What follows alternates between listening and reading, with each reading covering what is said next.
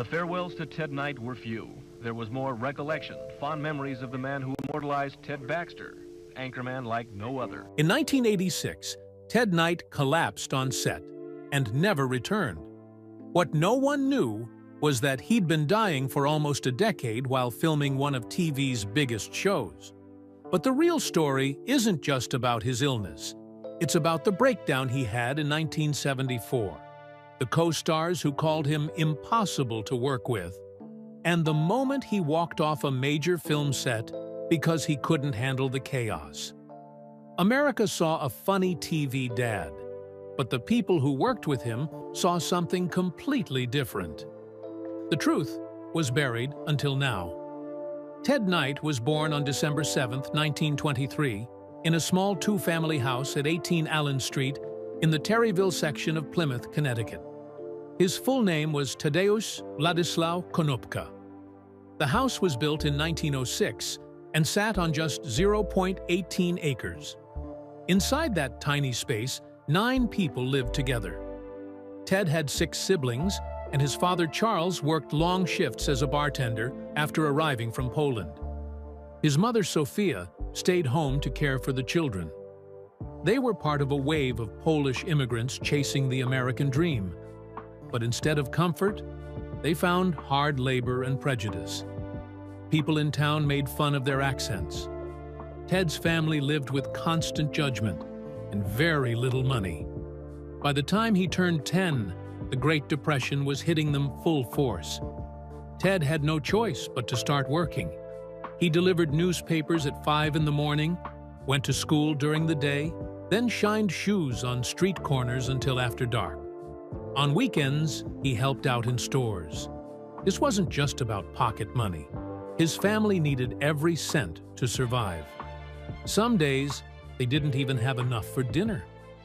Ted's hands were always stained from polish, and his body stayed tired. He worked more hours than most grown men, and still went to school in between. Despite all that, something in him came alive on stage. At church, he joined Polish-language plays and religious events. At St. Casimir's Church, he memorized full scripts in both English and Polish. At 12 years old, he performed a solo during Easter and stunned the whole church with how powerful his voice was.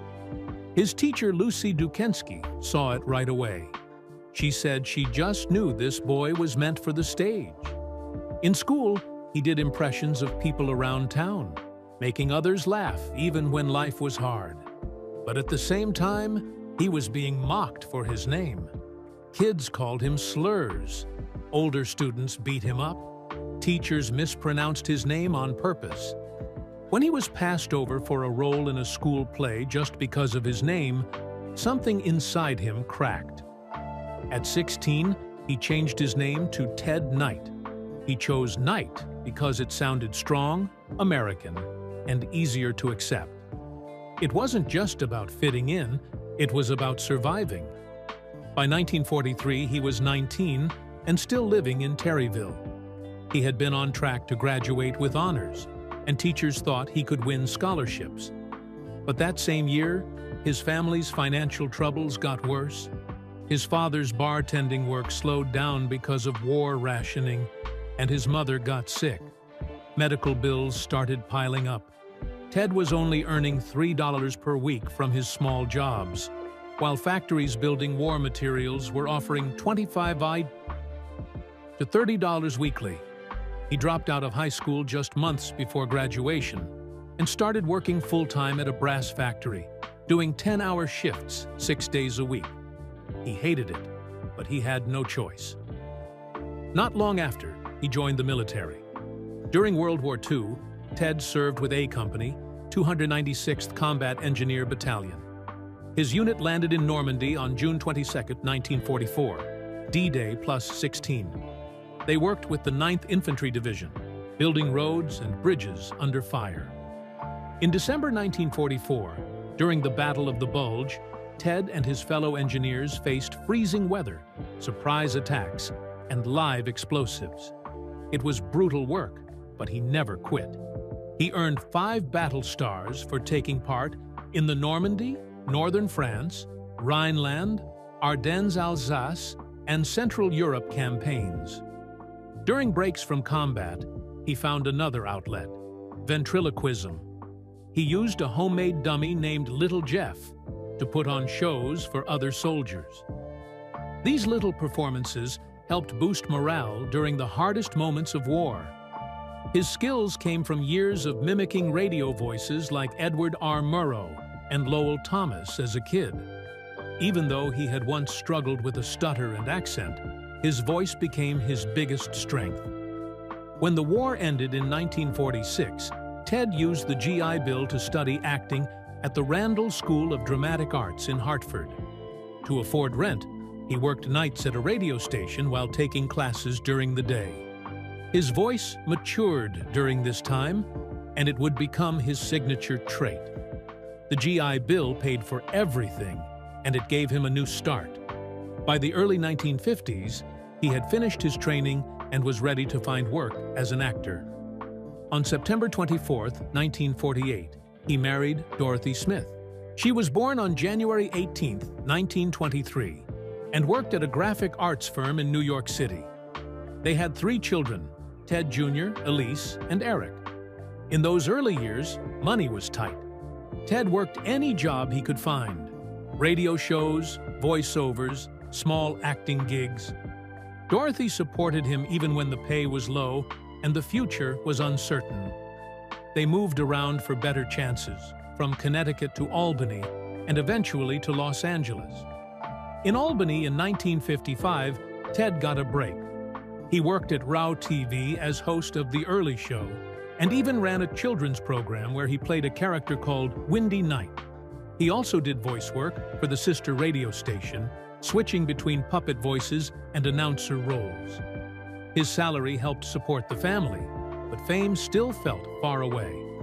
Back in 1950, just before that Albany job, he had worked at WJR-TV in Providence as a children's TV host named Uncle Ted.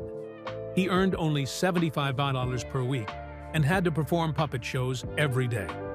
He also hosted Tip Top Circus and did late-night interviews as Milkman Ted. Those 5 years nearly broke him. He was a war hero, yet here he was talking to puppets just to stay afloat. It hurt deeply, but he kept going. In 1957, with just $200 in his pocket, he moved to Los Angeles. A station manager had told him bluntly, "You'll never make it unless you go to Hollywood." But Hollywood was cruel. His first big movie was Alfred Hitchcock's Psycho in 1960, but his role as a guard lasted only 30 seconds, and he wasn't even credited. From 1955 to 1965, he acted in over 50 shows like Gunsmoke, Highway Patrol, Combat, and The Fugitive, often earning less than $50 per role. Casting agents said his face was too ethnic, so he only got villain parts or strict authority figures. Leading man roles were never offered. In 1967, he took voice work in cartoons out of pure desperation. He joined the Superman Aquaman Hour of Adventure and voiced dozens of characters. The pay was awful, just $25 to $50 per session, even for 10-hour recordings. He could do up to 15 voices in one session, but across 10 years of work, he made less than $2,000 total. Kids across the country recognized his voice, but he was still nearly broke. He also appeared in The Twilight Zone in 1959 in the episode The Lonely. He played a prison guard with just 3 lines and 90 seconds of screen time. Rod Serling personally picked him, but CBS didn't think he had star quality. They cut most of his part. Ted was paid just $75. That rejection hit him so hard, he thought about quitting acting altogether. By 1962, things were so bad, he returned to doing ventriloquist gigs at birthday parties and Hollywood events. He earned $10 to $25 per show while auditioning all day. One month, he made $200 total and paid $180 in rent. He performed at up to 5 parties every weekend just to feed his family. Dorothy said he would come home crying. saying he felt like a trained monkey, performing for people who had the careers he wanted. He kept going, even when it was humiliating. Ted Knight wasn't supposed to be a star. In 1970, he was 47 years old and barely holding things together financially. He'd done stage work, local television, even puppet shows, but his name meant nothing in Hollywood. That was about to change, and it all started when producer Dave Davis saw him in a small theater production and thought he had something. Something loud, proud, but wounded. The producers of The Mary Tyler Moore Show were struggling to cast a pompous news anchor named Ted Baxter. Jack Cassidy said no, because he didn't want to play another arrogant goof.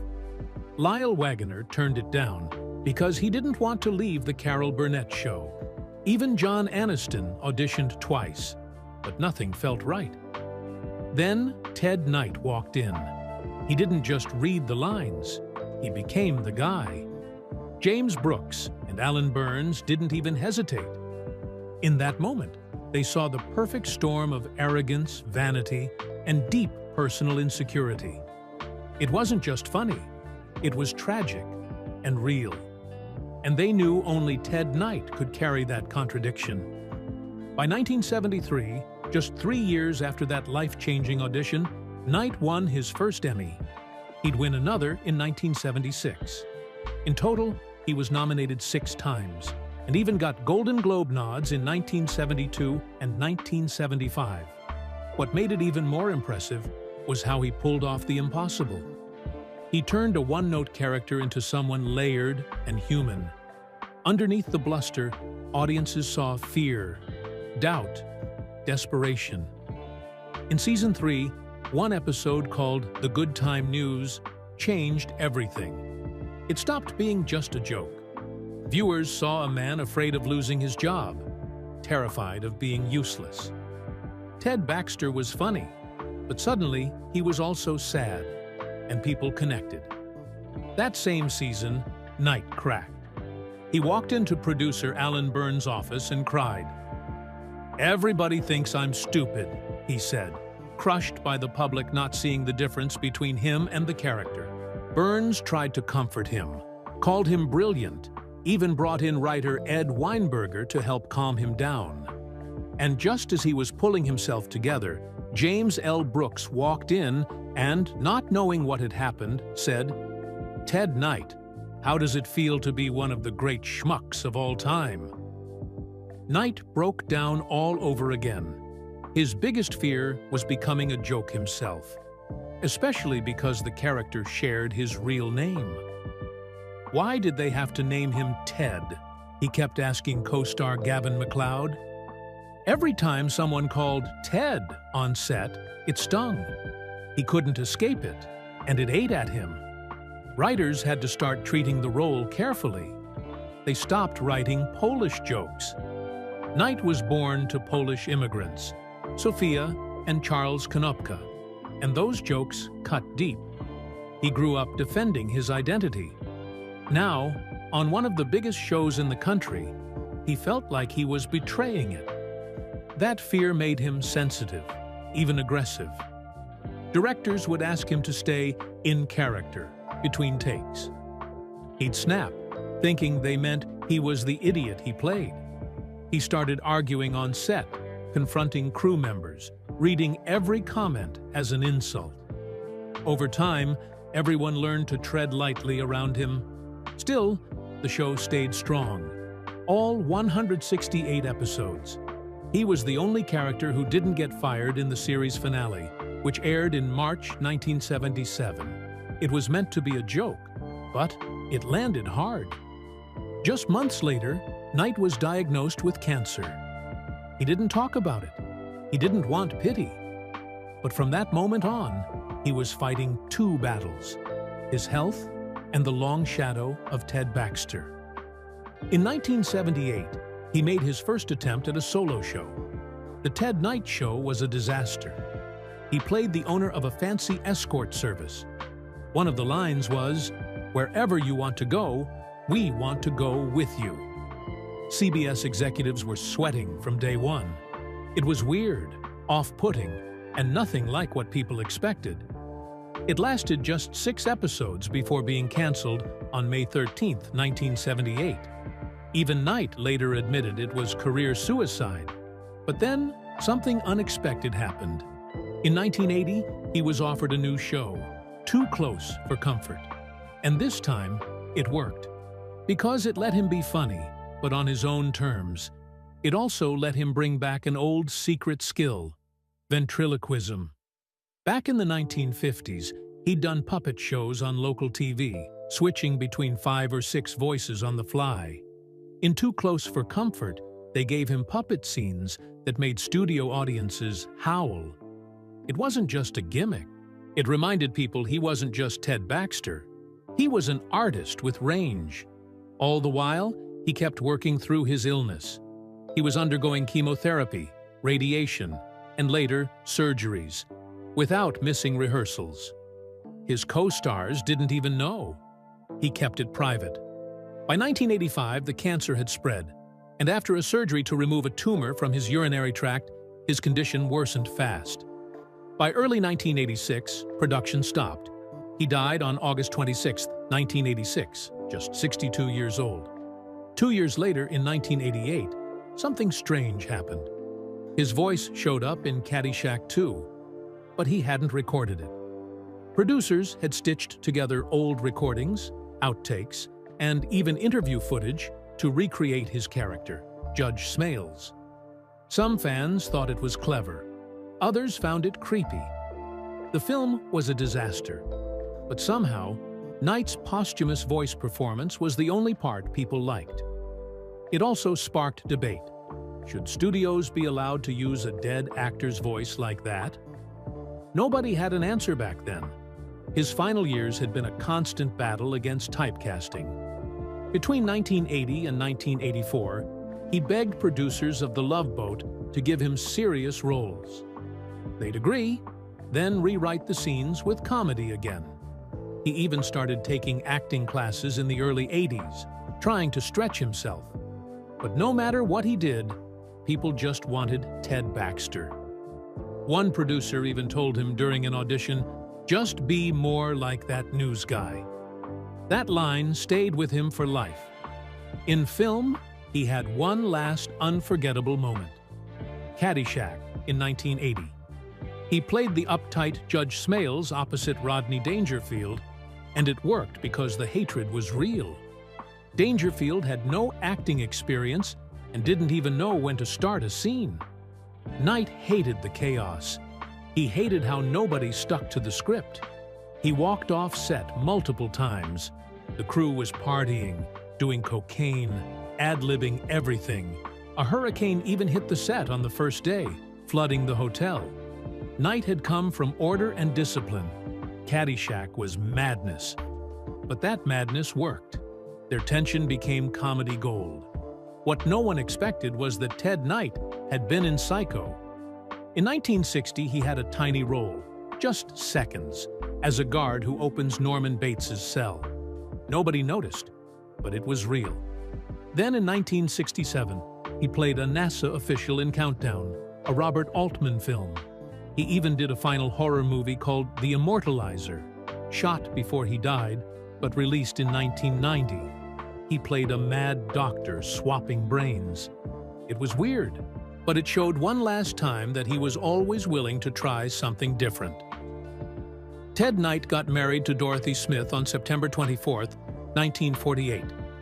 Their marriage lasted for 38 years, which was rare in Hollywood. Dorothy stood by his side when no one else did. In the 1950s and 60s, Ted was just another struggling actor in Los Angeles. He would go months without steady work. Dorothy ran the home in Pacific Palisades, while Ted chased small acting roles. She believed in him long before the world did. She was born on January 18, 1923, and even though they were the same age, she stayed behind the spotlight and supported his dream completely. When Ted was diagnosed with cancer in 1977, she became more than his wife. She became his nurse, his driver, his schedule manager, and the one holding everything together. She stayed with him through every appointment and treatment and never left his side until the very end on August 26, 1986. Ted loved his kids, but his career always came first. He had 3 children, Ted Jr., Elise, and Eric, but he missed a lot of their important moments. During the years he worked on The Mary Tyler Moore Show from 1970 to 1977, he came home too tired to even talk. Then he jumped into voice work for cartoons like Super Friends and the new Scooby-Doo movies. And after that, Too Close for Comfort from 1980 to 1986. He was always busy. He missed birthdays, school events, and even graduations. His kids later said it felt like they were always competing with his career. And for a long time, they were losing. It wasn't until the very end that Ted started to realize how much he had missed. Ted was raised Catholic in a Polish-American home in Connecticut. His real name was Tadeusz Władysław Konopka. His parents, Sophia and Charles Walter Konopka, raised him with strict religious values. But when his kids grew up in 1970s California, there was a huge clash. They didn't want church every Sunday. They didn't believe in waiting until marriage. Dinner often turned into arguments. Ted couldn't understand their new world, and they couldn't understand why he was still holding on to the old one. On TV, he played a silly news anchor, but at home he was serious, stern, and often hard to talk to. Even after winning 2 Emmy Awards in 1973 and 1976, Ted still felt insecure. He worried people thought he was dumb, just like his character Ted Baxter. At home and on set, he kept books with him all the time. He read philosophy, literature, and history because he wanted to prove to himself that he wasn't what people saw on screen. He even thought about quitting the Mary Tyler Moore Show in the early seasons. He felt trapped in the role, afraid people would never see the real him. But there was another side to Ted Knight that not many people knew. In the early 1950s, he hosted a children's show in Rhode Island and learned ventriloquism. Even after that job ended, he kept doing it at home for his kids. During family dinners, he'd bring out hand puppets and make them talk. His kids would laugh non-stop. It was the only time he seemed completely relaxed. He even used this skill in Too Close for Comfort, creating a puppet called Cosmic Cow. While his co-workers often called him demanding and strict, his kids saw someone completely different when he was doing those puppet voices. In January 1977, right after the Mary Tyler Moore Show ended, Ted was told he had colon cancer. He was 53 years old, but he didn't tell anyone outside his family.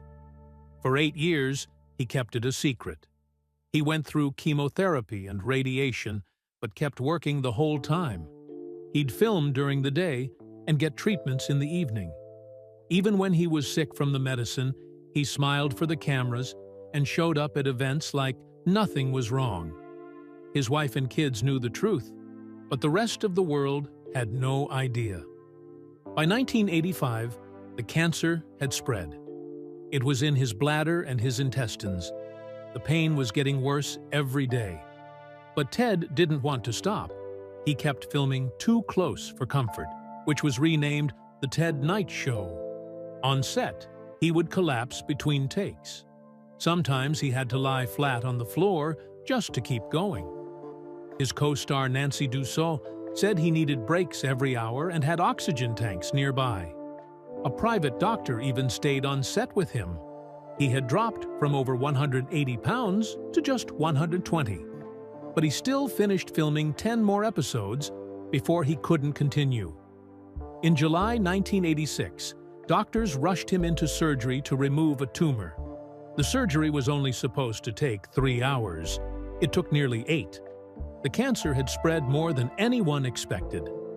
He suffered massive bleeding, kidney failure, and serious infection. For weeks, he drifted in and out of consciousness at Cedars-Sinai Medical Center. On August 20th, he woke up and told Dorothy, "I'm ready to say goodbye to everyone." On August 26, 1986, at 3:40 p.m., he passed away at home in Pacific Palisades. He was surrounded by Dorothy, Ted Jr., Elise, and Eric. He died exactly 39 days after that final surgery. Doctors had warned him earlier in December 1985 that he had just 6 months left. His oncologist, Dr. Robert Butler, said Ted refused to stop working.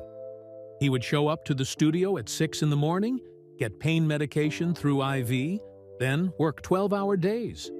His skin had turned yellow and sunken, so his makeup team needed extra time each day just to help him look normal. His co-star Jim Bullock said Ted once vomited blood between scenes, then got up and delivered his lines like nothing happened. On July 15, 1986, he filmed his last scene. The moment the director yelled, "Cut!" Ted collapsed. He never came back. 3 days after he died, on August 29, 1986, friends and co-stars gathered for his funeral at Forest Lawn Memorial Park in Glendale. Nearly 200 people came. Ed Asner gave a heartfelt speech, even though they had clashed before. Mary Tyler Moore cried while reading a letter Ted had sent her days before his death.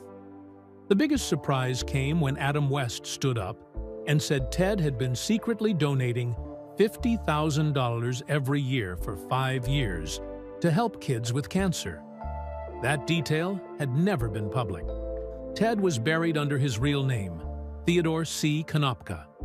His grave marker read, "Bye Guy," a nod to his catchphrase. He received his star on the Hollywood Walk of Fame on January 30, 1985. It's at 6073 Hollywood Boulevard. He was already sick when he got it, and just 18 months later, he was gone. That star honored the same role he had struggled with so much, Ted Baxter. Will Ferrell later admitted that when he created the Ron Burgundy character for Anchorman, he based it almost entirely on Ted Baxter. Even the dog in the movie was named Baxter. What's funny is that on the last episode of the Mary Tyler Moore Show, the whole newsroom got fired, except Ted Baxter. It was the perfect twist. During the 3rd season of the Mary Tyler Moore Show, Ted had an emotional breakdown. He went into the creator's office and broke down crying. He said, "I can't play Ted Baxter anymore. Everyone thinks I'm stupid, and I'm not." He said he felt humiliated and almost quit. At that exact moment, another writer walked in and jokingly called him everyone's favorite schmuck, not realizing how real the pain was. After that, the writers started giving Ted Baxter more depth and even a romance, just to help Ted feel more connected to the character. Ted's voice wasn't just for acting. He voiced Penguin, Mr. Freeze, Commissioner Gordon, and even Black Manta in cartoons. He did 24 different animated shows and gave voice to 9 different characters.